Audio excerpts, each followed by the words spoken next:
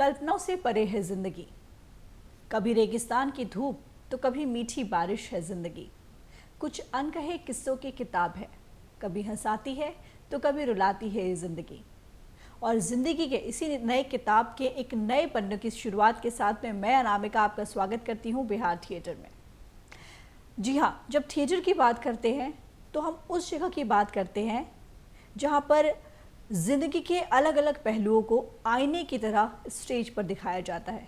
वही चीज़ें सामने दिखती हैं जो चीज़ें हमारी ज़िंदगी में हर दिन, रोज़मर्रा की ज़िंदगी में कह सकते हैं कि हर दिन हमारे साथ घटती है। तो आज जब बिहार थिएटर की खास करके जब हम बात करते हैं तो कई चेहरे जहन में आते हैं, लेकिन एक खास चेहरा जिनका नाम है सुरेश कुमार हज्जू। जी हाँ, आज हमारे साथ स्टूडियो में है, उनसे बात करेंगे और उससे सबसे पहला सवाल जानेंगे कि थिएटर में आपकी रुचि कैसे जागी। थिएटर में रुचि तो मुझे पहले से नहीं था, लेकिन फिल्मों से जुड़ाव ज़्यादा रहा है। मैं बचपन में मेरे को फिल्म देखने का बहुत शौक़ था जी। तो उस समय पैसे की अभाव भी था मेरे परिवार में भी, और मैं पैसे उस तो देखता नहीं था। कुछ पैसे मिलते थे जो एक आना उस समय चलता था, तो उसी को लेकर अपना एंजॉय करते थे, और जो भी खर्च होता था तो बहुत सस्ता उस समय सब चीज़ मिलता था। तो सिनेमा जब देखने जाते थे तो हम हॉल की ओर जाते थे, और हॉल में जाकर किसी बूढ़ी को या बूढ़े को या कोई जवान लड़के को उसको हाथ थाम के हॉल के अंदर चले जाते थे। अंदर जाते थे, कभी कदाल तो ऐसा होता था कि चेकिंग होता था तो मैं देखता था तो फट से मैंने कुर्सी के नीचे जाकर बैठ जाता था। जब वो चला जाता था तब जाके मैं खड़ा होकर या तो उसके गोद में बैठ जाते थे या तो फिर सीट खाली होता था तो सीट पे बैठ जाते थे। इसी तरीके से हमारा ज़िंदगी चलता रहता था। और मैं थोड़ा बदमाश भी था उस समय, लोग बदमाश की तरह देखते भी थे। एक रुतबा भी बन गया था उस समय, धीरे धीरे बनता चला गया। और नाटक उटक से, थिएटर से मुझे बड़ा मैंने चीड़ था उस समय जी। जब भी हमारे मोहल्ला में आते थे लोग दिखाने नुक्कड़ नाटक तो मैं लाठी लेकर उन लोग को रगड़ देता था। लेकिन आज ऐसा है कि मैं अब उसी के लिए जी रहा हूँ, उसी के लिए मर रहा हूँ। मतलब कोई खास वजह थी? आप जिस तरीके से आपने बताया कि थिएटर में कोई खास रुचि भी नहीं थी, चलिए यहाँ तक तो बात समझ में आती, लेकिन ये खास बात कि जब लोग नुक्कड़ नाटक दिखाने आते थे तो आप उन्हें डंडे से ये करके भगा देते थे। वो भीड़ इतनी हो जाती थी ना उस समय, पूरे दुकानदार मेरे यहाँ खजांची रोड में तो ऐसे ही तमाम भीड़ें रहती हैं, क्योंकि किताब कॉपी सब का दुकान चलता है वहाँ। तो वो भीड़ होता था तो हमें ही कहता था कि हजूर ये भगाओ यार, कहाँ से लिया हो ये वो, तो उस तरीके से उसको भगा दिया करते थे। उसी में मेरा एक साथी था, सुलीन नाम था वो लड़के का, राम मोहन राय संगेरी स्कूल के चपड़ासी का लड़का था वो मुझे एक्ट करते हुए बराबर देखता था, क्योंकि मैं जो भी फिल्म देख के आता था हूँ बहु चीज़ मैं अपने बच्चों के बीच में, अपने साथियों के बीच में उसको अकेले अभिनय करके मैं दिखाता था। तो वो देखा था तो कहा, एक दिन वो कोई अवधेश चौरसिया था जो नाटक करने जा रहा था, डायरेक्टर था वो, तो उसका साथी था, एक घर के आसपास में रहता था। तो बोला कि हजू भैया, जो आप बढ़िया एक्टिंग उक्टिंग करते हैं, क्यों नहीं आप थिएटर ज्वाइन कर लेते हैं। हम कहा नहीं यार, थिएटर वीटर से मुझे रुचि नहीं है। फिर भी वो ज़बरदस्ती करते कर महीनों हमारे पीछे लगा रहा वो। लास्ट में हम 4 लड़के को लिए, हम कहे कि चलो यार देखते हैं क्या होता है। तो उसके बाद गए तो वो बताया कि ऐसे ऐसे पढ़ना है, ये करना है, वो करना है, याद करना है। तो हम कहे यार ये तो बड़ा फिरा वाला काम है, ये हमसे होगा थोड़ी। तो लड़के लोग जो मेरे साथ गए थे कहे भैया देखिए ना, कुछ हो तो क्या दिक्कत है। तो हम कहा कि ठीक है चलो। करते करते करते करते वो 1-1.5 महीना लिया, और उसमें 2 नाटक मुझे तैयार करवाया। वो तैयार कराया, एक गुंडा नाटक और एक भारत की आत्मा करवा रहा था वो। लगभग 3 महीना हो गया, वो खाली रीडिंगे करा रहा था। तो बड़ा मुझे गुस्सा आया, हम कहे कि यार क्या तुम कर रहे हो, कुछ शो कराओ तब ना लोग जानेगा या मैं जानूंगा, देखूंगा क्या हो रहा है। तो उसके बाद कहा चलो मुहूर्त करते हैं। हम मुहूर्त क्या होता है यार, उस समय अनभिज्ञ थे मुझे, मुहूर्त क्या होता है। तो कहा कि नहीं वो हम बुला, तो उसी में तनवीर अख्तर, संजय उपाध्याय, बहुत बड़े बड़े लोग को बुलाया था वो। तो मैंने 10 मिनट का वो बनाया, वो पीस बनाकर उसके बाद शो शुरू करवाया।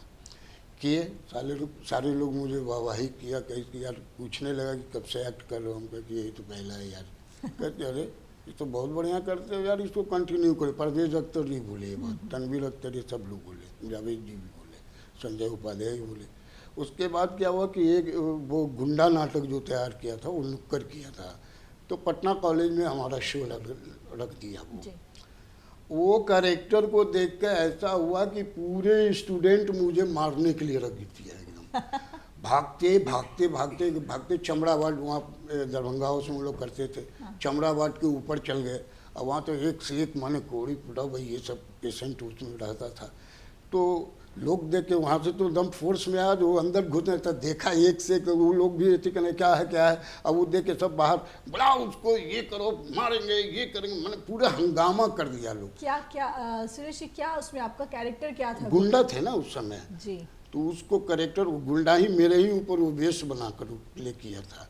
और ऐसा माने हमको पता नहीं कैसा एक्टिंग हुआ, लेकिन मुझे देखकर उसने ऐसा माने दौड़ पड़ा मुझे पे मारने। ये तो सफलता हुई ना, हाँ, जो बिल्कुल कहते हैं बिल्कुल, कि हाँ वो सफलता। कहते बाद हैं में कि जब मुझे भी आप कुछ नेगेटिव कैरेक्टर में अगर आपको गाली मिलती है या फिर डंडे मिलते हैं तो इसका मतलब है कि आप सक्सेसफुल हैं। बिल्कुल बिल्कुल।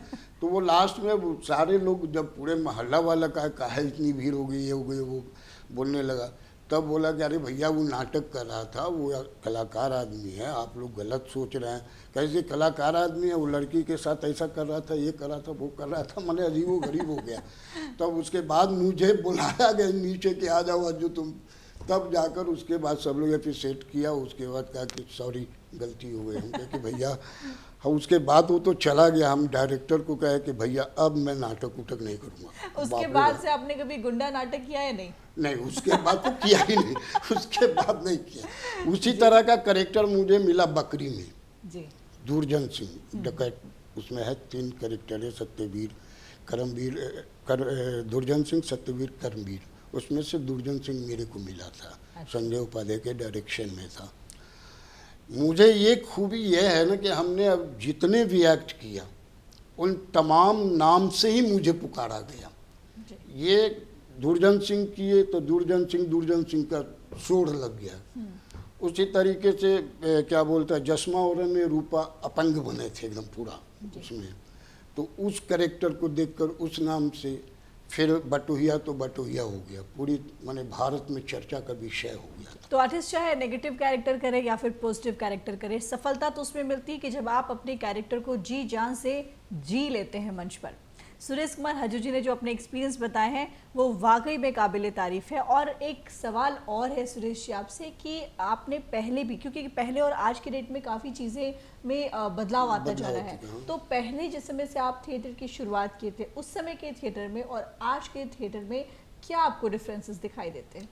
मुझे तो खास कोई डिफरेंस नहीं दिखाई देता है, क्योंकि उस समय भी थिएटर करते थे। आज सिर्फ इतना ही हो गया है कि उस समय लोग पेशेंस रखते थे सीखने में या सिखाने में। उस समय लोग पेशेंस रखते थे और धैर्य रख कर काम करते थे, पूरी मेहनत के साथ करते थे, जिसका नतीजा है कि हमारे साथ जो भी लोग जुड़े आज बॉम्बे में लोग टिके हुए हैं। और आज के दौर में ऐसा हो रहा है कि नाटक तो हो ही रहा है, वही चीज़ हो रहा है, लेकिन ठहराव नहीं है। तुरंत एक नाटक किया, कॉलर चढ़ गया, तो अपने आप को बहुत बड़ा स्मार्ट समझने लगते हैं, बहुत बड़ा एक्टर समझने लगते हैं और भागने की कोशिश करते हैं। यहाँ तक मेरे यहाँ से भी लोग भागे हैं तो वो फिर वहाँ से रिटर्न आए कि जाओ यार तुम्हारा उच्चारण ठीक नहीं है, कैसे तुम एक्टिंग करते हो, ये बिना उच्चारण का तो कोई काम हो नहीं सकता है। तो फोकस मैं ज़्यादा उच्चारण पे देता हूँ लोगों को। जितने भी बच्चे हैं, जो भी अभी भी, मैं रोज़ सुबह 6 बजे से लेकर 11-12 बजे तक दिन में मैं काम करता हूँ। फिर शाम में 5 बजे से लेकर 10 बजे रात तक मैं प्रेमचंद रंगशाला में आपको मिल जाएंगे हम काम करते हुए। नए बच्चों को ज़्यादा मैं ट्रेन करता हूँ। मेरे ग्रुप में 3 साल से ज़्यादा रह नहीं सकता है। मैं 3 साल में उतना उसको ट्रेन कर देता हूँ, फिर कहता हूँ कि जाओ बॉम्बे, यहाँ रहने की कोई आवश्यकता नहीं है। क्यों? लेकिन एक सेकंड सर, आपसे ये सवाल पूछूंगी सुरेश जी कि यहाँ रहने की ज़रूरत जैसे आपने बताई कि नहीं है, आप बॉम्बे चले जाइए, यानी कि इसका साफ साफ मतलब ये निकलता है कि यहाँ पर अपने बिहार में क्या स्कोप की कमी है, क्या आर्टिस्ट को वो जगह नहीं मिल रही है, क्या उनके लिए वो अपॉर्चुनिटी नहीं है अपने जगह पर? बिहार में तो ऐसा कुछ नहीं है जी, चाहे वो गवर्नमेंट की तरफ से हेल्प हो या आम आदमी की तरफ से हेल्प हो, ऐसा कुछ नहीं है। मैं अभी तमाम लड़कों को यही बात बोलता हूँ, अगर मेरे साथ काम करना है तो भैया 3 साल तक और 3 साल तक एकदम धैर्य रख के कोई कुछ नहीं, किसी की बात नहीं सुना, जो मैं कहूँ करो, और उसके बाद यहाँ से बोरिया बिस्तर बांधो, तुम्हारा अगर बैकग्राउंड सही है तब, और नहीं तो वहाँ जाओगे तो गार्ड बनना पड़ेगा, नाइट गार्ड करके ड्यूटी करके तुमको वहाँ क्या बोलते हैं स्ट्रगल करना पड़ेगा। अच्छा, एक सवाल सुरेश जी, और जितने भी लोग हैं जो भी थिएटर से आज के डेट में जुड़े हुए हैं, जितने भी कलाकार हैं, वो सब लोग ये सवाल जो है वो सरकार से भी पूछते हैं, या फिर ये एक सवाल, बहुत बड़ा सवाल ये उठता है कि आखिर इतने लोग थिएटर कर रहे हैं यहाँ पर पटना में, बिहार में, अलग अलग जगहों पर लोग थिएटर कर रहे हैं, लेकिन यहीं के आर्टिस्ट उठ करके दूसरी जगह जाते हैं, वो अच्छे पैसे कमा लेते हैं।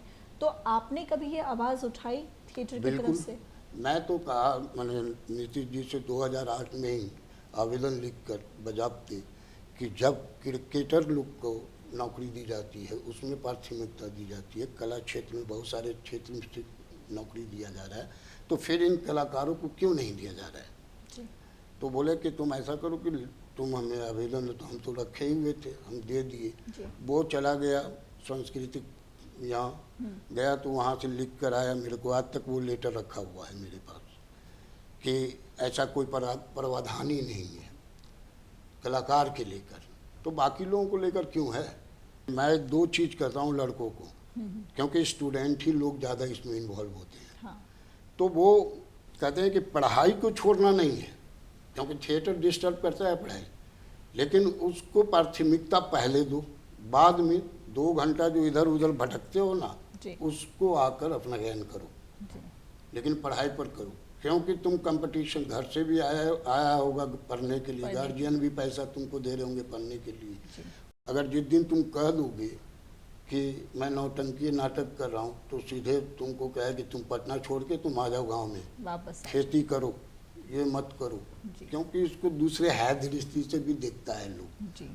तो इस तरीके से उसको मैं मैनेज करता हूँ और कहता हूँ कि तुम पढ़ोगे, कंपटीशन की भी तैयार करो, अगर नौकरी मिल जाता तो ज़्यादा बेस्ट है, पेट भरा रहेगा तो हर काम करने में अच्छा लगेगा, पूरे परिवार को पूरी तरीके से संभालते हुए अपना काम भी तुम कर सकते हो। जी, बहुत अच्छी बात बताई सुरेश जी ने कि जितने भी यूथ है जो आते हैं थिएटर करने के लिए या फिर एक्टिंग में जो अपना करियर बनाना चाहते हैं, जब पढ़ाई की बात आती है तो सबसे इम्पॉर्टेंट इन्होंने भी जो कहा कि पहले अपनी पढ़ाई ज़रूर करनी चाहिए, और उसके बाद जो आप अपनी हॉबी के लिए जब आगे निकलते हैं या फिर किसी और चीज़ के लिए जाते हैं, जो आवर्स आप इधर उधर बिताते हैं उस आवर्स में अपनी हॉबी को डेवलप कीजिए, थिएटर में आइए, एक्टिंग कीजिए। आपको आपकी फैमिली से कितना सपोर्ट मिला थिएटर में? मेरे फैमिली से तो पहले शुरू में तो ये सब चीज़ से बड़ा नकारा भी जाता था, क्योंकि हर घर की बात होती है, ये मेरे ही घर की बात नहीं है। जहाँ कोई भी अगर कहता है लड़का या लड़की कि मैं थिएटर करना चाहता हूँ, तो उसकी मुंह बंद कर दी जाती है। लेकिन मैं कहता हूँ कि अगर मुंह बंद कर दिया जाता है तो उसको एक रास्ता दो ना तुम अपने तरीके से। माँ बाप को अगर बोलता है तो सीधे कहो कि तुम पढ़ने के लिए ना भेजियो, मैं पढ़ूँगा, लेकिन जो मेरा हॉबी है ना उसको कम से कम करने दो। नहीं वो लड़के जो आते हम सबसे पहले पूछता हूँ कि तुमको गार्जियन को पता है कि तुम जा रहे हो नाटक करने? तो नहीं, तो आप फ़ोन करके मुझे बात करवाओ, तभी मैं तुम्हें अपनी जगह दूंगा, नहीं तो नहीं दूंगा। तो वो बात करवाता है, फिर उसको एक्सेप्ट करता है, तब जाकर मैं कहता हूँ कि ठीक है आ जाओ, खुला है एकदम, खुले पढ़ने के तरह हूँ, तुम जितना पढ़ना चाहते हो पढ़ लो। इस तरीके से उसको इन्वॉल्व करते हैं। ये जो 3 साल का आप कोर्स आपने बताया कि 3 साल आप अपने साथ अपने बच्चों को रखते हैं, तो इन 3 सालों में क्या क्या शिक्षा उनको देते हैं थिएटर की? लगभग सारी चीज। उस 3 साल में तो 6 नाटक मैं करवा देता हूँ जी। 2 साल में 2 नाटक, जैसे सलम के बच्चों के साथ मेरा 2 नाटक होता है, 2 नाटक बड़ों के साथ करते हैं, जिसमें सलम के बच्चों को वर्कशॉप भी लगाते हैं, उसमें उसकी प्ले तैयार करता हूँ, फिर मार्केट में वो घूमते रहता है। और सारे बच्चे आग हैं, जो भी बच्चे हैं वो अपने आप में आग है एकदम, लोग देखते हैं तो अचंभित होते हैं। तो उतना काम मैं करता हूँ ना कि वो फैकल्टी मुझे करने नहीं आता या चॉकलेटी काम नहीं करने आता है मुझे। वाह क्या बात है यार, वो नहीं करता हूँ मैं, किसी को भी मुंह पे ये बात नहीं करता हूँ, वो तुम्हें ऑडियंस बताएगा कि तुम क्या कर रहे हो नहीं कर रहे हो, अब तुम खुद समझ सकते हो। बिल्कुल मैं बताऊंगा तो तुम हो सकता है तुरंत और कॉलर चढ़ जाएगा, तो हो गया, मेरे को ही छोड़ दोगे तुम। इस तरीके से, उस तरीके से मैं ट्रीटमेंट अपने आप में करता हूँ जी। बहुत अच्छे। एक सवाल और है जो जी कि क्या जिसमें भी हमने बातें की कि आपने जैसे बताया कि बहुत कम ही मिलता है जो आर्टिस्ट होते हैं इनको, तो क्या कोई इंसान सिर्फ और सिर्फ थिएटर करके अपने परिवार का पालन पोषण कर सकता है? करने वाले तो कर ही रहे हैं। एक सवाल और, आपने बताया कि आप स्लम के बच्चों को लेकर के काम जी। करते हैं, तो ये कॉन्सेप्ट कैसे डेवलप हुआ कि स्लम के बच्चों को भी थिएटर में लाना है जिनके पास बहुत बेसिक्स की भी कमी होती है? बहुत बहुत कमी होती है। शिव नारायण सिंह बोले कि अरे भाई तुम लोग तो काम कर रहे हो, तो ऐसे बच्चों को लेकर काम करो ना जो कि बिल्कुल अछूता है, बहुत गरीब है, उसको लेकर करो, उसको पढ़ाओ। तो हम लोग को भी अच्छा लगा उस समय। तो फिर हम लोग लड़कों की खोज में निकल गए। उस समय हुआ क्या कि बन रहा था वो गांधी सेतु, जी। तो बच्चों को लाने तो लोग उसके गार्जियन ना मेरा बेटा नहीं जाएगा, बाप रे बाप, वो गांधी वो जाके पूल में डाल दोगे, ये करोगे वो करोगे। उस समय हुआ बना हुआ था उस चीज़ को, लेकिन फिर भी करते करते करते के 20-25 लड़के को हम लोग इकट्ठा किए। उस समय सिर्फ लड़का था, तो इकट्ठा किया। उसके बाद 15 दिन का वर्कशॉप लगा। तो उस तरीके से वो बढ़ता गया। और आज ये स्थिति हो गई कि सारे लड़के पढ़ने लिखने लगे। कोई इंजीनियर हो गया, कोई डॉक्टर बन गया, कोई माने पत्रकार तक है जी। यहाँ तक भी लड़का लोग है, और बाकी लोग अपना वहाँ बॉम्बे में अभी काम कर रहा है। तो इस तरीके से कहीं ना कहीं से मुझे बहुत संतुष्टि मिलता है, क्योंकि मैं भी बहुत नीचे स्तर से आया हूँ, और मैं चाहता हूँ कि जब मैं उठ रहा हूँ तो मेरे साथ पीछे वाले भी लोग उठे और आगे बढ़े।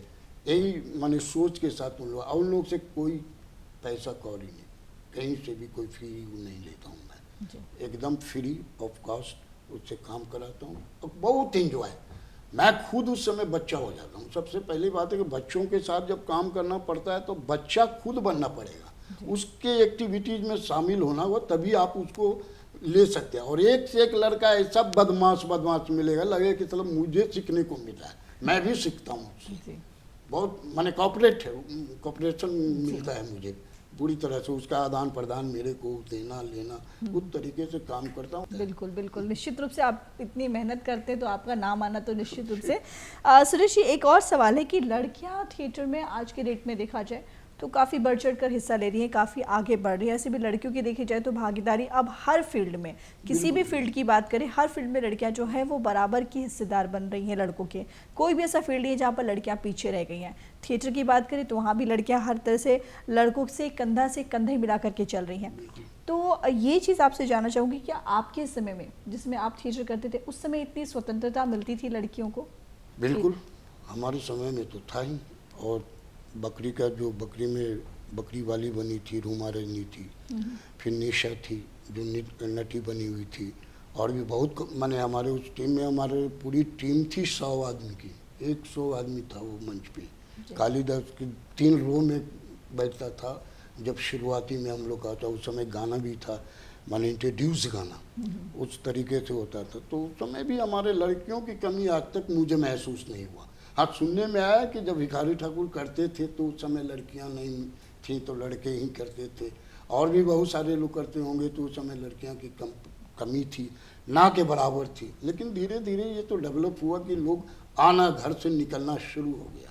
अभी भी हमारे पास बहुत सारे लड़कियां काम करती हैं, सलम की भी हैं, ऐसे भी लोग हैं, माने साधारण घर के भी और बड़े घर के भी लड़की हैं, आ रही है, वो लोग काम कर रही है, कोई दिक्कत नहीं हमको। आज तक ऐसा महसूस मुझे नहीं हुआ कि लड़की की कमी, जब से मैं जुड़ा हूँ। आगे क्या था उतना ध्यान देने की कोई आवश्यकता नहीं है, जो भी प्रेजेंट में हम उसको देख कर। बिल्कुल बिल्कुल। एक सवाल, आपने बताया था कि आप हर साल 2 अक्टूबर को गांधी जयंती के दिन में आप गांधी का रूप लेते हैं। क्या कॉन्सेप्ट है, क्या रीज़न है इसके पीछे का? सबसे पहली बात है कि गांधी नाटक मुझे 1990 में ही एक स्कूल से ऑफर आया था कि गांधी नाटक करना है। तो प्रियदर्शन पाठक ने स्क्रिप्ट लिखा था। तो उसके बाद मैं जब किया उस नाटक को, तो वो स्कूल में था, तो उसके बाद करके उसके बाद फिर हम मटिया दी, क्योंकि बेल मुड़वाना बड़ा अजीब लगता था उस समय कि बाल कहाँ से मुड़ाना, ये वो। तो एक बार मुड़वा लिए, उसके बाद फिर उसके बाद 92 में शायद 101 था या 25 था उनका जन्म दिवस का, तो उसमें गांधी मैदान में करना था। तो वो जनसंपर्क ने मुझसे संपर्क किया। तो उसके बाद उसकी नाटक हुई, एक गांधी मैदान में जो मंच है उसी पर। उस समय लालू जी थे और उस समय तमाम लोग, नीतीश जी, ये रामविलास पासवान, सब लोग एक साथ थे। किदवई जी थे जी। ये क्या बोलता है राजपाल। तो वो शो हुआ, तो जब मरने का जो शव यात्रा जो घूमता है ना, तो उस समय सबको, मैं अजीबो गरीब, मैंने प्ले जब खत्म हुआ तो सबके आंख से आंसू टपक रहे थे उस समय। मुझे बड़ा अजीब फील हुआ, क्या है ऐसा हो रहा है भाई, क्यों ऐसा हुआ। बस उस दिन से जो मैं लत लगा, जो आज तक उसको लेकर निभाता रहा हूँ। और लगता है कि अभी जीवन खत्म होने के बाद ही गांधी भी जाएगा मेरे साथ। अरे वाह, तो इस क्या तरीके बात का है। है। तो उस और बहुत बहुत रिगार्ड करते जो भी, चाहे लालू जी हों, चाहे क्या बोलते हैं अभी नीतीश कुमार उसके बाद से कंटिन्यू हैं। जी। हर साल वो हिदायत, वो जाते तो माने 10 बजे 9:30 में पहुंचते हैं, और मैं जब तक नहीं पहुंचूंगा तब तक वहाँ से उठेंगे नहीं। उठेंगे उसके बाद माल्यार्पण करेंगे, उसके बाद करते हुए फिर कर उठ के 5 मिनट बैठेंगे, भजन वजन होते रहता है, भजन सुनेंगे, उसके बाद शास्त्री जी के लिए चले जाते हैं। तो मेरी इंतज़ार होती है कि नहीं वो आएंगे बाबा तभी जाएं, और मुझे बाबा करके पुकारते हैं अभी भी नीतीश जी भी। और लालू जी तो 2 नाम से पुकारते हैं, एक बटोहिया और गांधी बाबा। बटोहिया के पीछे का क्या ये है सुरेश जी? बटोहिया से भी आप बहुत ज़्यादा फेमस हुए हैं, तो उसमें क्या था, क्या किया था उसमें आपने? मैंने बटोहिया बना था। हाँ, उस हाँ। प्ले का मैंने किरदार एक जी। बटोही, जो कलकत्ता आना जाना। तो प्यारी सुंदरी की जो पति जो होता है वो शादी करके मैंने गौना करके लाता है, उसके बाद वो दोस्तों को देखता है, कलकत्ता से आता है तो जीट जाट अपना फैशन वैशन देख के उसका मन मिजाज बदल जाता है। तो वो भी अपनी पत्नी से रिक्वेस्ट करती है कि मुझे जाने दो कलकत्ता, लेकिन वो छोड़ना नहीं चाहती है, लेकिन उसको छल करके कहीं किसी न किसी प्रकार से वो चला जाता है कलकत्ता। अब वो जो वियोग है उसका, एक नारी का जो वियोग होता है, उस चीज़ को दिखाया गया उस नाटक में। बहुत रोध हो रही थी, बहुत लोगों से वो सहारा ले रही थी, बात कर रही थी कि मेरे पति को किसी तरीके से ले आओ, ये वो बहुत तरह की चीज़ था। तो उसमें बटोहिया भी जाते रहता है, जी। तो बटोहिया को ये पकड़ती है और उससे रिक्वेस्ट करती है। तो उसमें बहुत इमोशनल चीज़ है, वो अजीब व गरीब है बटोहिया के लिए। मैं तो उसके बारे में कुछ नहीं कह सकता हूँ, लेकिन क्योंकि मैं उसको जीता हूँ, तो एज ए ऑडियंस उसका कहना है, अभी भी लोग कहता है कि जो सुरेश कुमार रज्जू कर गया वो कोई नहीं है अभी जब तक देखिए, बटोही। जब ऑडियंस इतनी तारीफ करते हैं सुरेश जी, आप भी बता रहे हैं कि इतना ज़्यादा ऑडियंस की तरफ से आपको तारीफ मिलती है, तो क्या आप हमारे लिए 2 लाइंस बटोहिया का कह सकते हैं? कैसन पिया तोरा करिया की हवन गोरा, सचमुच रूपवा बता द प्यारी धनिया, सचमुच रूपवा बता द प्यारी धनिया। जाई के कहबू हम तोहरा ले नहीं कम, जाई के कहबू हम तोहरा ले नहीं कम, अधिक बुझाई जा तक प्यारी धनिया। क्या बात है, क्या बात है, बहुत बढ़िया। बहुत इमोशन चीज़ है उसमें, बहुत डूबना पड़ता है। और बहुत बढ़िया। और सबसे बड़ी बात है कि जब मैं कैरेक्टर करता हूँ भिखारी ठाकुर का, जहाँ नकाब मैं चढ़ा तो मुझे लगता है कि भिखारी ठाकुर आ गए, जी। वो मेरे ऊपर हावी हो जाते हैं। फिर मैं क्या होता हूँ वो मेरे अंदर कुछ है नहीं, वो फिर आप कैरेक्टर को जीने लगते पूरे हाँ तरीके से। उसी तरीके से और साक्षात मुझे भिखारी ठाकुर दिखते भी हैं, जी जी इतना मेरे को महसूस होता है ये जी चीज़। जी।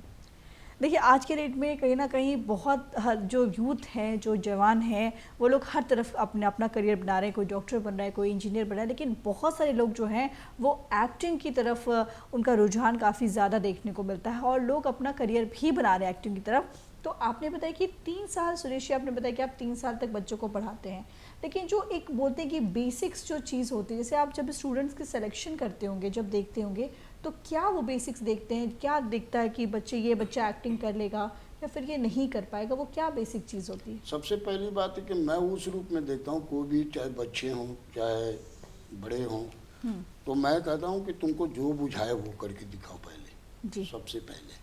क्योंकि उसको पढ़ने में भी थोड़ा समय लगेगा। तो मैं उसको इस रूप में कहता हूँ, तुम फ्री हो, मैं कहीं से भी डिस्टर्ब नहीं करूँगा, कहीं से रोक टोक नहीं करूँगा, जो तुमको आता है जैसे आता है तुम गाली दो, मुझे गाली दो। लास्ट में कहता हूँ कि मुझे गाली दो, अगर मुझे तुम गाली दे दिया तो फिर तुम्हारे सामने कोई नहीं है। मैं उस तरीके से उसको ट्रीटमेंट करता हूँ और बहुत छोटी छोटी चीज़ों पे ज़्यादा गौर करता हूँ। क्या किया हमने, तो वो कीड़ा हो चाहे कुछ हो, गिर गया हो, सब समझ में आ रहा है ना। तो इस तरीके से उसको हम भी बताते हैं, वो भी मुझे करके दिखाता है, तो उसकी क्वालिटी को समझ में आ जाता है कि ये लड़का क्या कर सकता है, कैसे कर सकता है। उसके बाद उस तरीके से मैं हैंडल उसको करना शुरू कर देता हूँ।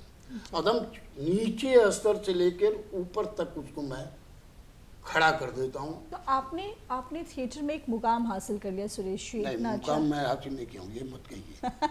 मैं अपने आप को अभी भी जीरो मानता हूँ। नहीं, लेकिन जिस तरीके से आपका जो जैसे लोग बताते हैं, आपका जो नाम है या फिर आप में जो एक्टिंग की जो कला है जो आप बच्चों को सिखा रहे हैं, आपने कभी फिल्मों में ट्राई नहीं किया? क्यों? मैं जी मैं अपने आप में वो लगता है कि जमजात में एक्टर हूँ, मैं अपने आप को मानता हूँ। जी क्योंकि बचपन से ही मेरी हरकतें, क्योंकि मैं जानता हूँ कि हर इंसान, कोई भी ऐसा इंसान नहीं है जो कि एक्टिंग से वंचित होगा।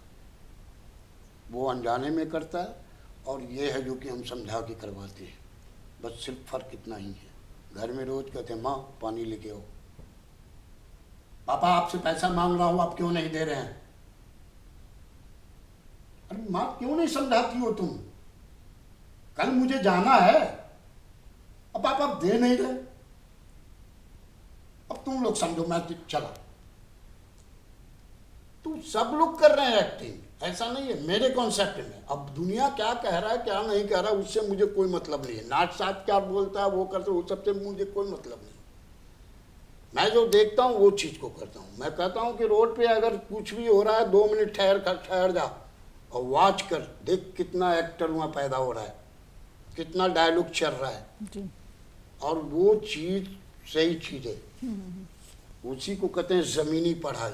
जी किताबी पढ़ाई अलग है, लेकिन ज़मीनी पढ़ाई ओरिजिनल चीज़ मिलेगा। और उसको अगर तुम 50-100 एडप्ट कर लिया तो उसके बाद तुम आकर अपने तरीके से ले लो और बना के दिखा दो, एक्ट हो गया, कुछ नहीं है। मैं उस तरीके से हैंडल अपने एक्टर को करता हूँ।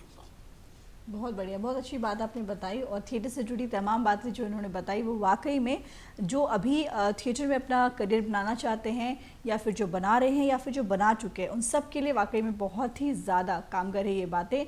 और सुरेश जी आप हमारे साथ आज स्टूडियो में, इसके लिए आपका बहुत बहुत शुक्रिया। Thank you. तो आज के बिहार थिएटर कार्यक्रम में फिलहाल इतना ही। अनामिका को दीजिए इजाज़त, लेकिन अपने जो व्यू हैं वो ज़रूर बताइए कि आपको हमारा आज का ये कार्यक्रम कैसा लगा। इसे बताने के लिए आप हमारा पता नोट कीजिए। हमारा पता है बिहार थिएटर, द्वारा निदेशक DD Bihar, Fraser road, Patna 800001। आप हमें ईमेल भी कर सकते हैं। हमारा ईमेल ID है directorddkpatna@gmail.com। तो अनामिका को दीजिए इजाज़त, नमस्कार।